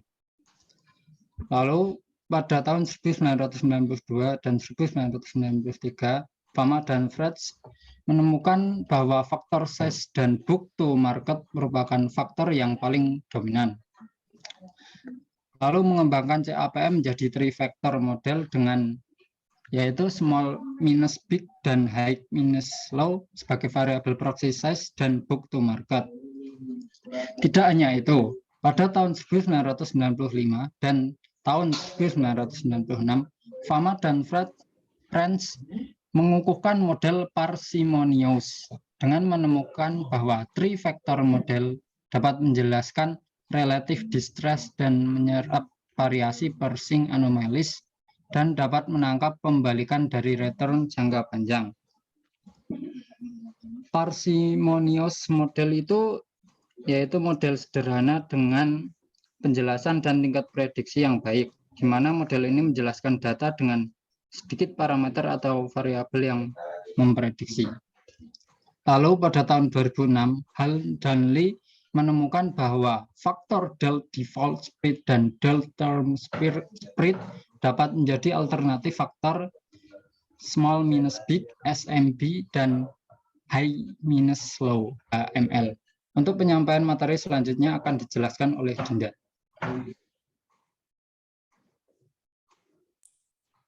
Baik, selanjutnya update model perhitungan risiko dalam penilaian properti. Update ini berdampak pada diskon rate data. Berikut data ini diambil dari PPh wajib penilai publik yang telah sering digunakan dan bukan lagi merupakan CAPM biasa. Untuk yang pertama, save rate sebesar 8,46% diambil dari BBA, market risk premium diambil dari Damodaran, beta 1,36 diambil dari Bloomberg, dan default spread merupakan variabel baru sebesar 2,82% diambil dari Damodaran. Yang kelima, cost of debt sebesar 9,66% diambil dari BI, merupakan rata-rata suku bunga bank komersial yang ada di Bank Indonesia, serta yang terakhir rasio utang dan modal didapatkan dari pasar komersial. Setelah dikombinasikan dengan update data ini, maka perhitungan KE akan mengalami modifikasi dengan rumus A ditambah B dikali C dikurangi D sama dengan 18,55% dan WACC sama dengan KE dikali W ditambah KD dikali WD sama dengan 12,77%. Modifikasi ini akan digunakan dalam usaha untuk menjawab kritik tadi. Walaupun update ini belum sempurna, namun dari perubahan KE ini telah disesuaikan dengan kondisi perkembangan pada saat ini. Selanjutnya, sekian presentasi dari kelompok kami, maka Dapat disimpulkan dari paparan yang tadi disampaikan, kritik terhadap diskonto properti terjadi karena kurangnya referensi tentang indikator risiko dalam pasar properti. Padahal untuk menentukan tingkat diskonto dalam menentukan DCF atau arus kas diskonto merupakan hal yang penting. Dari sisi teori juga mengalami perkembangan dari awalnya CAPM biasa menjadi ICAPM, di mana mulai disadari bahwa return saham dipengaruhi oleh risiko sistematik yang lebih dari satu faktor. Kemudian dinyatakan bahwa default spread dan term spread obligasi dapat menjadi variabel yang mewakili kondisi bisnis, jadi ditambah lagi variabel CAPM dalam perhitungan biaya ekuitas. Beberapa ahli juga memiliki pendapat masing-masing. Fama dan Fred mengumpulkan tentang default spread dan term spread, mengembangkan CAPM menjadi 3 faktor, dan model parsimonius, sedangkan Chan et al. Mengemukakan tentang book to market equity ratio, serta dan terakhir Hall and Lee mengemukakan tentang default spread dan term spread. Lalu untuk dampaknya pada diskon rate, untuk menjawab kritik-kritik tadi, maka terdapat update model perhitungan risiko dalam penilaian properti, khususnya pada model KE yang telah dimodifikasi sesuai dengan perkembangan zaman. Sekian presentasi dari kelompok kami. Mohon maaf apabila ada kesalahan. Terima kasih. Wassalamualaikum warahmatullahi wabarakatuh. Waalaikumsalam warahmatullahi wabarakatuh. Bisa di stop share. Baik, ini tadi pemaparan yang kelompok 6 itu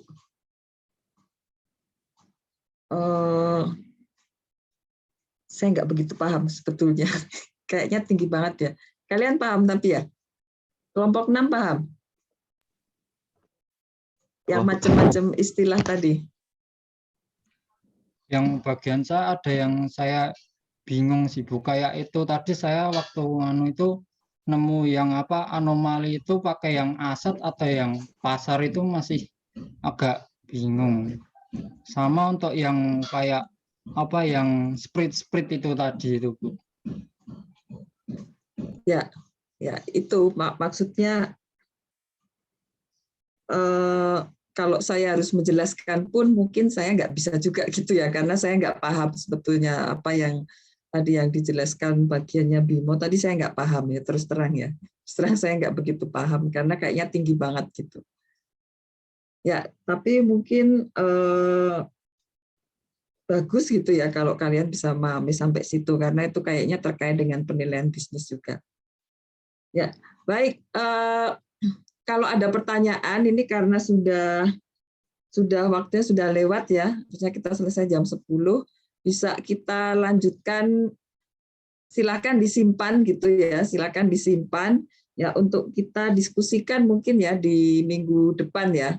Ya termasuk pertanyaan dari Bimo tadi silakan aja kalau ada yang belum paham ya nanti bisa kita diskusikan di minggu depan ya, insya Allah hari Jumat kita ketemu lagi sebelum kalian libur untuk Nataru gitu ya.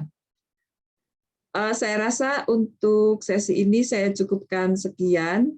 Ya, terima kasih atas review yang sudah kalian berikan ya melalui presentasi kelompok tadi. Semoga itu bisa lebih menambah pemahaman kita mengenai materi yang diberikan dalam kuliah umum. Terima kasih, saya tutup. Wassalamualaikum warahmatullahi wabarakatuh. Selamat siang, salam sejahtera untuk kita semua. Om Santi Santi Santi Om.